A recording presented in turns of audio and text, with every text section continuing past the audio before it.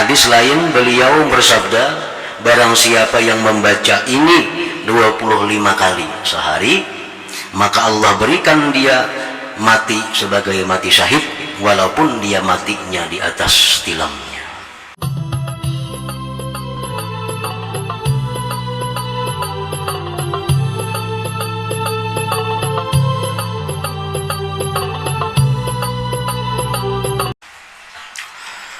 Rasulullah sallallahu alaihi wasallam bersabda, "Aktsiru min zikri hazimil lazzat."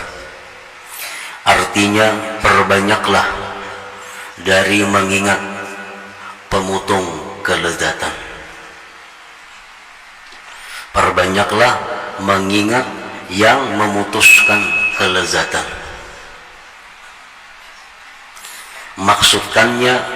Maksudnya sempitkanlah dengan mengingatnya akan kelezatan-kelezatan, sehingga terputus kecenderunganmu kepadanya, maka kamu menghadap kepada Allah Subhanahu wa ta'ala. Maksudnya adalah bahwa kelezatan-kelezatan yang dirasakan itu apabila kita ingat akan kematian, maka ingat kematian itu akan menghilangkan kelezatan-kelezatan itu. Nah, dengan demikian maka terputuslah kecenderungan kita kepada kelezatan duniawi itu, lalu kita bisa fokus menghadap kepada Allah Subhanahu wa ta'ala. Dan Rasulullah sallallahu alaihi wasallam bersabda, "Lau ta'lamul bahaim minal mauti ma ya'lamu ibnu Adam, ma akaltum minha samina." Artinya, seandainya binatang-binatang itu mengetahui dari hal kematian apa yang diketahui oleh anak Adam, niscaya kamu tidak memakan daripadanya dalam keadaan gemuk. Artinya, jika binatang itu macam kita, dibaca akan hadis Nabi tentang kisah-kisah kematian, dibaca akan Al-Quran, binatang itu paham tentang kematian, niscaya binatang itu kada ada lagi yang lamak-lamak. Niscaya binatang itu kurus-kurus, karena mereka mengetahui tentang kematian seperti apa yang diketahui oleh manusia. Nah, kenapa binatang-binatang itu ada yang gemuk, ada yang lamak? Karena binatang itu kada tahu tentang kematian itu. Binatang itu kada paham tentang kematian, lalunya bisa makan, bisa minum sepuasnya, sehingga awaknya lamak. Nah, jika macam kita, binatang itu dinasihati, dipadahi, niscaya inya akan selalu ingat kematian itu, dan kada ada lagi binatang yang lamaknya yang bisa dimakan. Aisyah radhiyallahu anha berkata, "Wahai Rasulullah, adakah seseorang yang dihalau bersama orang-orang yang mati syahid?" Pertanyaan Aisyah kepada Rasulullah sallallahu alaihi wasallam, orang ini mati di rumah, orang ini mati di ranjang, tapi di akhirat kena dikumpulkan dengan orang yang gugur fi sabilillah. Adalah orang macam itu. Rasulullah SAW bersabda, "Na'am, ya, jar Nabi ada. Ada orang yang mati di atas tilam yang empuk, ada mati orang yang dalam kamar, tapi di akhirat dia digolongkan orang yang syahid fisabilillah." Ada itu, kata Rasulullah. Siapa orangnya? "May yazkurul mauta fil yaum wal lailah 20 marrah." Orang yang ingat kematian dalam sehari semalam itu sebanyak 20 kali. Artinya dalam waktu 24 jam nih, inya ingat lawan mati. Sejam sekali ingat lawan mati. Nah, sejam sekali ingat bahwa inya ini bakal mati. Nah, tiap hari itu 20 kali sehari inya mengingat kematian. Nah, maka orang ini walaupun dia matinya di atas tilam, tapi di akhirat kena akan dikumpulkan bersama sama dengan para syuhada, orang-orang yang syahid fisabilillah. Dalam hadis yang lain, Rasulullah SAW menyatakan, "Man qala fi yaumin 25 marrah, Allahumma barik li fil maut wa fima ba'dal maut, summa mata ala firashih a'tahullah ajra syahid.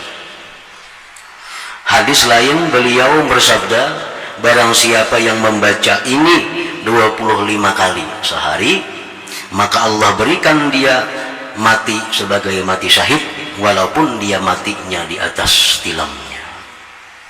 Allahumma barik li fil maut wa fima ba'dal maut.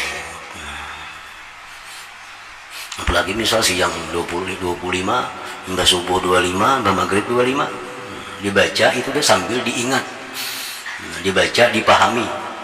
Allahumma barik li fil maut, ya Allah berkatilah aku pada kematian, wa bima ba'dal maut, dan berkatilah aku pada sesudah kematian.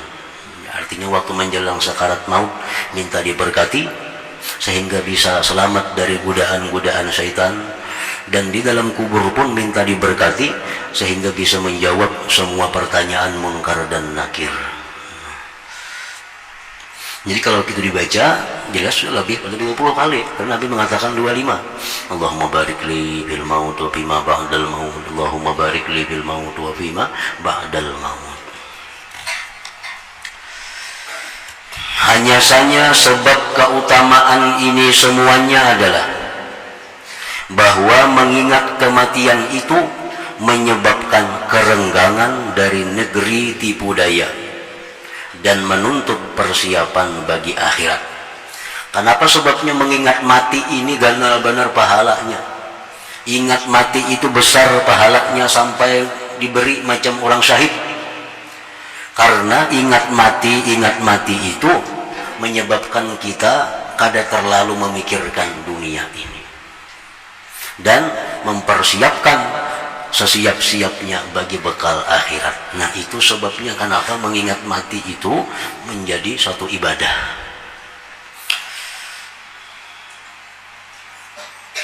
Kalau kita ingat mati, tapi kada menumbuhkan kerenggangan daripada dunia dan kada menambah persiapan bagi akhirat, itu ngarannya belum disebut ingat mati. Sebab orang yang ingat mati, sehingga masuk dalam golongan orang-orang syahid tadi, orang yang ingat mati, yang menumbuhkan kerenggangannya daripada dunia ini dan menambah bekal sebanyak-banyaknya untuk negeri akhirat. Nah, itu hanya berfaedah ingat mati itu. Dan lupa dari kematian mendorong kepada ketekunan pada syahwat, pada nafsu syahwat dunia. Orang kada ingat mati, nah itu membuat inya mati-matian mencari kekayaan duniawi ini, menunaikan nafsu syahwat dunianya. Jadi kenapa lupa mati itu dicela? Kenapa lupa kematian itu dicela? Karena kalau kita selalu lupa dengan kematian, akibatnya kita kada bersiap dengan bekal akhirat. Makanya disuruh menghilangi orang garing. Salah satu hikmah kenapa disuruh kita menghilangi orang garing, antara lain ma'yatibar, mengambil contoh, kainnya aku garing kayak ini juga. Duit banyak makan daging kada kawa, duit banyak makan kuah ini kada kawa, makan ketupat kada kawa.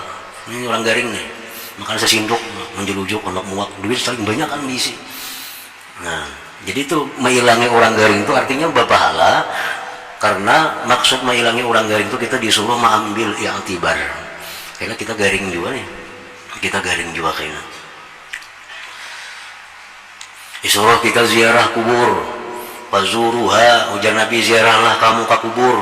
Nah, ziarah kubur itu bukan hanya sekadar untuk menghadiahi yang dalam kubur, tapi maksud ziarah kubur itu yang lebih utama adalah ma'yatibar.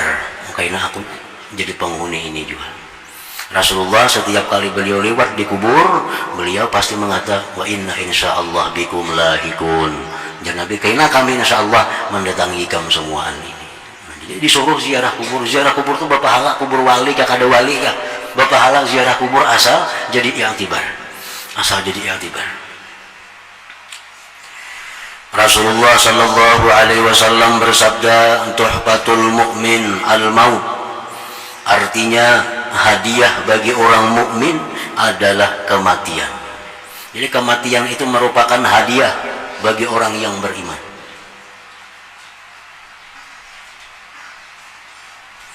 Ada dua hal, ujar Nabi, yang kalian itu benci, padahal dua hal itu sangat baik untuk kalian.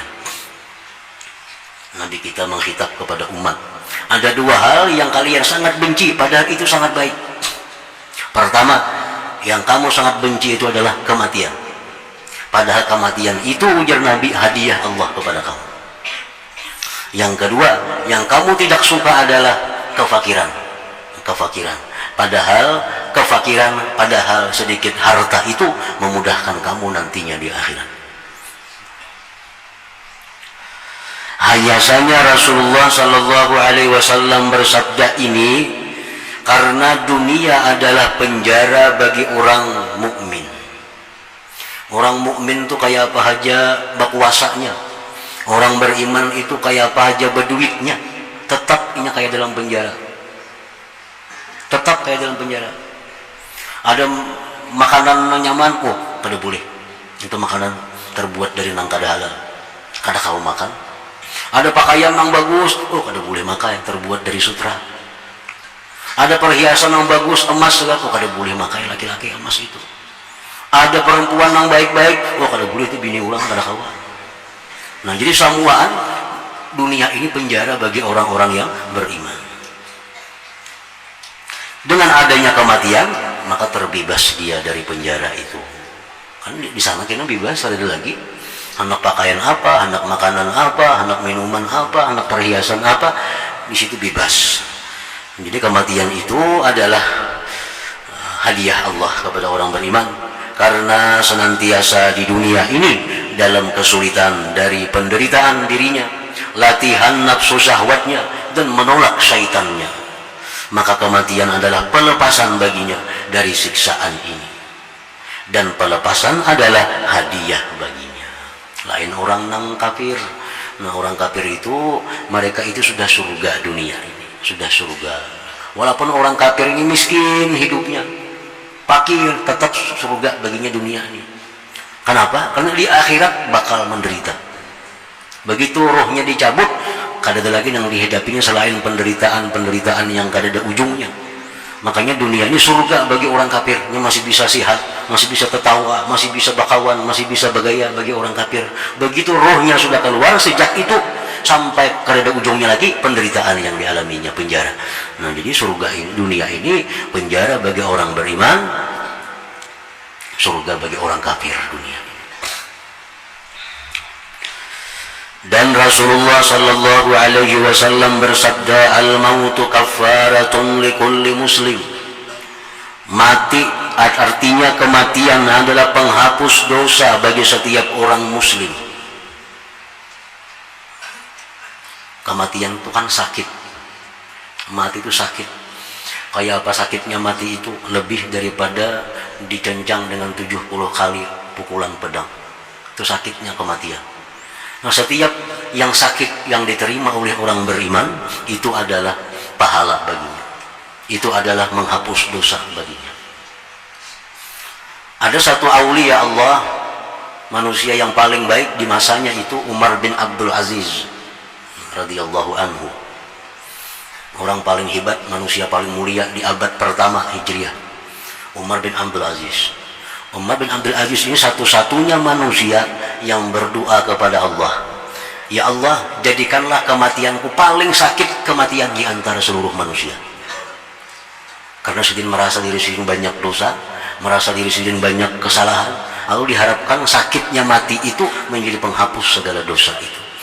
Nah, kita kasusuban aja, ada dosa kita nang gugur, kita ini tercocok paku picik batis, sudah ada dosa kita nang hapus. Sakit parut, ada dosa kita yang hilang. Belum lagi pahala yang diberi Allah, apalagi kematian. Nah jadi kematian itu kafaratun likulli muslim.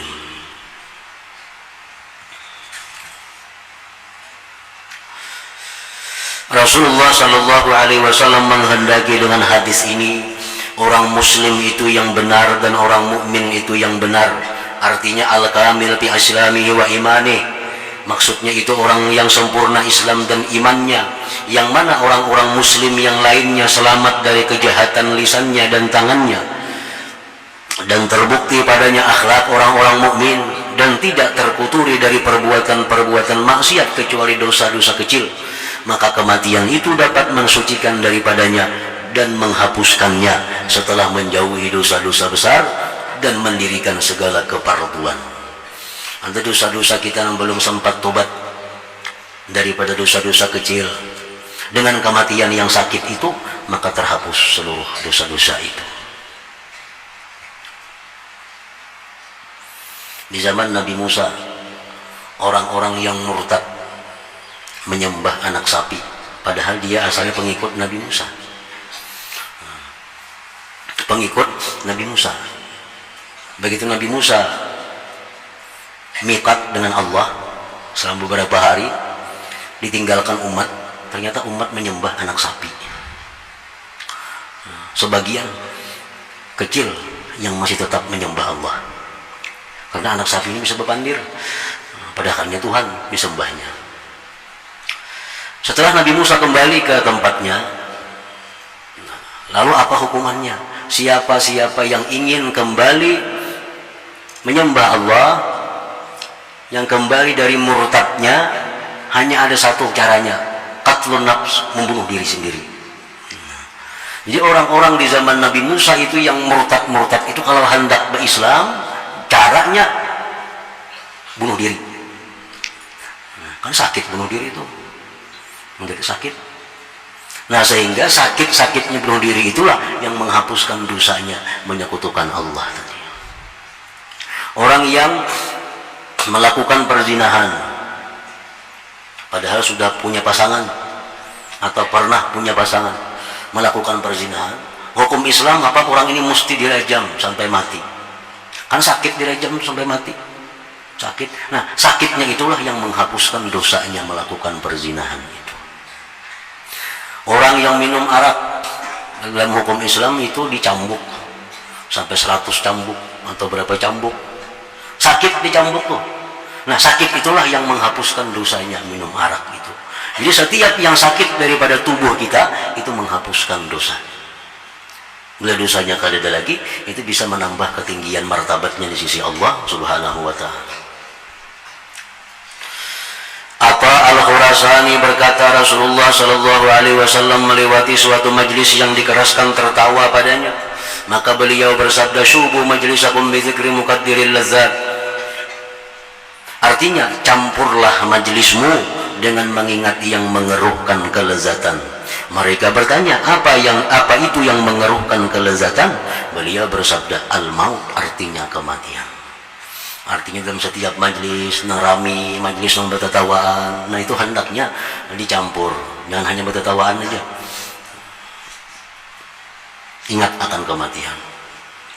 Anas radhiyallahu taala anhu berkata, Rasulullah sallallahu alaihi wasallam bersabda, "Aktsiru min dzikril maut, fa innahu yumahhisuz dzunub wa yuzahhidu fid dunya." Artinya, perbanyaklah dari mengingat kematian, karena sesungguhnya mengingat kematian itu dapat menghilangkan dosa-dosa dan menjadikan zuhud pada dunia.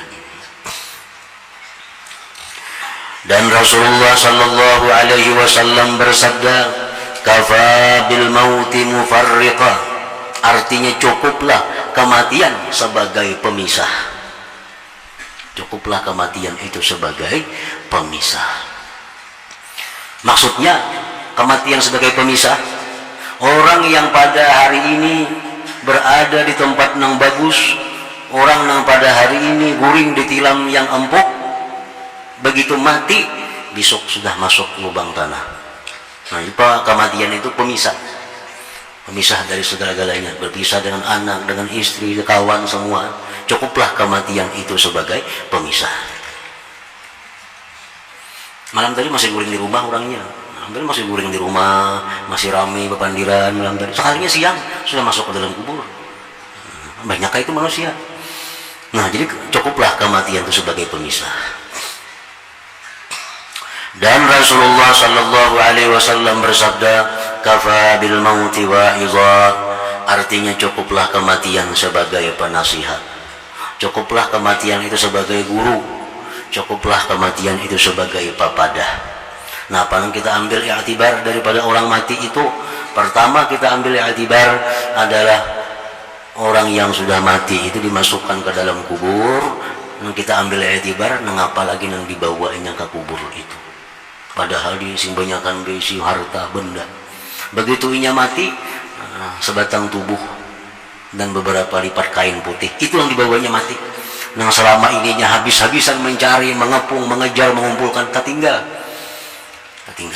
Nah itu artinya dijadikan nasihat, dijadikan papadah. Cukuplah kematian sebagai penasihat.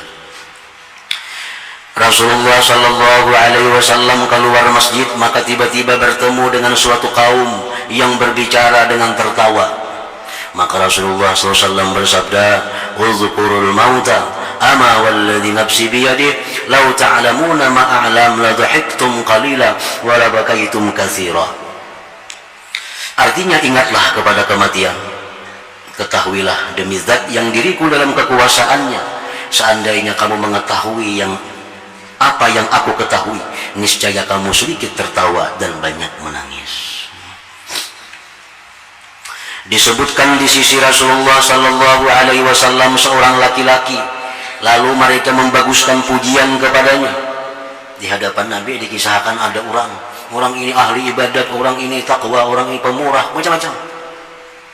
Lalu beliau bertanya, bagaimana mengingatnya temanmu kepada kematian? Nang orang nang ikam puji-puji baik, orang nang ikam puji-puji takwa tadi, rancaklah inya mengingat-ingat kematian. Mereka menjawab, hampir-hampir kami tidak pernah mendengar ia menyebut kematian. Dan rajin sembahyang orangnya, rajin puasa, tapi kadang-kadang harinya pernah mengingat kematian. Rasulullah SAW bersabda, "Fa inna sahibakum laisa hunalik."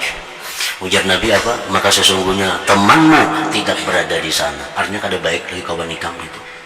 Walaupun pak amal, pak ibadah, tapi ini bilang kali suah mengingat kematian itu belum baik lagi orang. Bukan seperti yang di sana. Ibnu Umar radhiyallahu anhuma berkata, saya datang kepada Rasulullah sallallahu alaihi wasallam yang salah satu dari 10. Ada 10 orang yang datang menemui Nabi, aku yang nomor 10, ujar Ibnu Umar. Lalu seorang laki-laki dari golongan Ansar bertanya, siapakah orang yang paling pandai di antara manusia dan yang paling mulia, wahai Rasulullah? Maka Rasulullah SAW bersabda, aktsaruhum dzikran lil maut wa ashadduhum isti'dadan lahu ulaika humul aqyas zahabu bi syarafid dunya wa karamatil akhirah. Orang yang paling banyak mengingat kematian di antara mereka itu orang yang paling pandai. Kenapa? Karena kematian itu pertama pasti.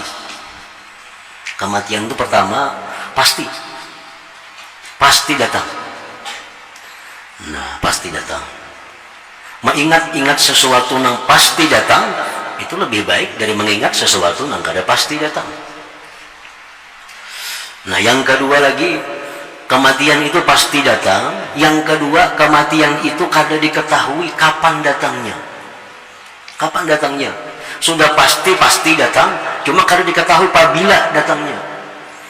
Nah, kalau orang yang cerdik, orang yang pintar, pasti selalu mempersiapkan diri.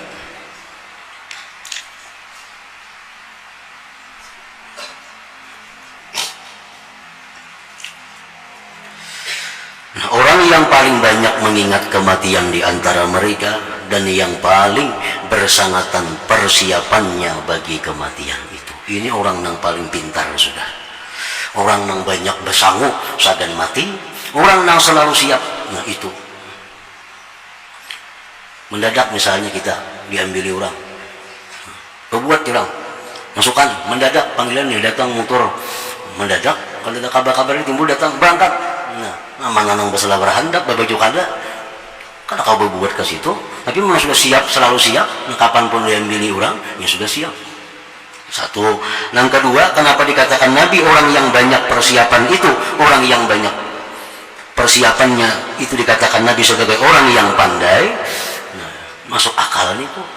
Masuk akal kita misalnya pacang rencana berdiam di sana 10 tahun umpamanya. Tentu kita memperbanyak persiapan daripada sekedar tempat singgah. Singgah di sini dipadahkan Nabi kita setahun umpamanya, sehingga di sana nah seumuran gina. Tentu bakal nang kita bawa ini yang terbanyak saganang mana, saganang sehari 2 hari ini kah, atau saganang setahun itu kah? Nah kalau orang pintar tentunya menyiapkan bakal yang paling banyak untuk di mana lawas berdiam itu, yaitu di akhirat tadi. Nah itu dikatakan Nabi orang yang pandai. Mereka adalah orang yang pandai. Mereka pergi dengan kemuliaan dunia dan kehormatan akhirat. Dan sudah dijelaskan oleh Rasulullah dalam banyak kitab, dikumpul oleh para ulama, segala sesuatunya perlu persiapan. Segala sesuatunya kalau kan disiapkan pasti kita akan sengsara. Waktu sakaratul maut Nabi sudah ada madahkan ini persiapannya. Nah, waktu menghadapi munkar nakir ini yang disiapkannya. Untuk menunggu hari kiamat beberapa tahun dalam kubur kita, ini persiapannya, ini bekalnya. Untuk di padang mahsyar kayak supaya jangan haus, jangan lapar, jangan betilanjang, ini persiapannya. Untuk dihisab supaya mudah macam apa, untuk ditimbang macam apa supaya amal kebaikan menang, ini persiapannya. Untuk lewat titian supaya kada gugur ke jahanam, ini persiapannya. Ini semuaan sudah disampaikan oleh Nabi, persiapan untuk hari akhirat itu. Nah orang yang pandai, orang yang mempersiapkan segala-galanya untuk hal yang demikian tadi. Nah kemudian adapun asar-asar sahabat.